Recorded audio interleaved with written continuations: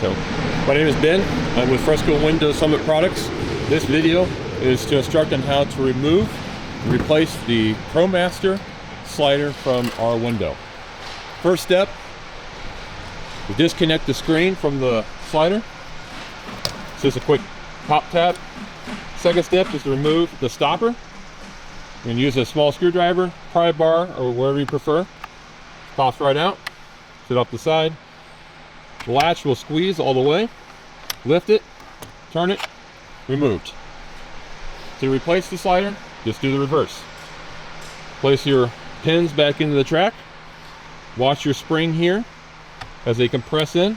Compress your latch, lock in place. Place your stopper back in place.